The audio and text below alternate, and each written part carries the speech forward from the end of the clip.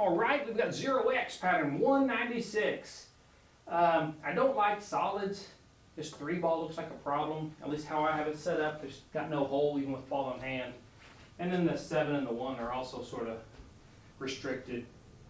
For stripes, the problem is this 10 ball.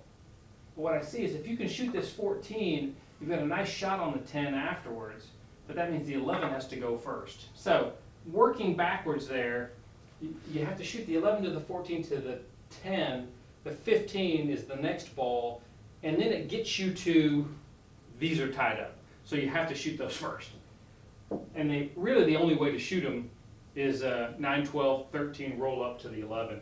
So that means you have to get straight in on this 13, and you can do that by shooting this 12 stop or the 9 stop. So I guess you could shoot the 9 and then to the 12 in the side, but it seems safer to shoot 12 in this top side to a stop shot to a 9 stop shot and then roll up off of 13. All right, so that's what I'm going to try. So this is just a regular stop shot, no movement on the cue ball, center ball on this cue. To a stop shot on the 9, again, center ball on the cue, do not have any movement if you can help it. And I should be straight in on the 13, and I am. Straight enough to get in past this pocket line for the 11. So I'm just going to hit this a little bit of top. I mean, I don't want to blast it. You just got to get up past the pocket line. And I'm in a good spot here. Now all I need to do is come off the long rail and come out for this 14. I mean, I don't want to come right at the 3 and get jacked up on it. If I got down here by the 3, that would be great. So if you shoot it with too much left English, it's going to hit and drag towards this 3. So I'm going to hit it with a little bit less than I want to. Normally I'd hit it about 9:30 or 10 o'clock. I'm going to hit it about 10:30, 11 on the cue face, just so it comes off that side rail a little bit narrower. So that way I can just shoot the 14 and not have to worry about this 3.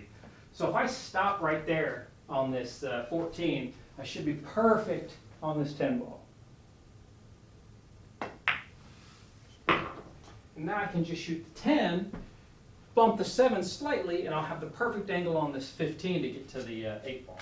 So center ball, no magic, not trying to do any kind of work here with the cue ball, just pocket the 10.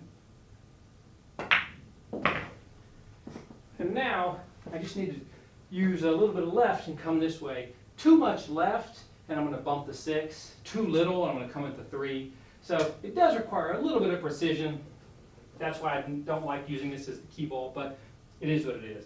Now, you can shoot this a few ways. You can cut this 15 thin, hit this side of the pocket, and use a little more English. Or you can hit a little bit fatter and let the natural angle help you out, which is how I'm going to try to shoot it. I'm going to try to shoot it at the top side of this pocket so that I can use a little more angle and a little less English. So here I'm going to shoot this at like 10:30 on the cue face, trying to get the cue ball to use a natural angle to get down to the 8 as opposed to the English move in the ball.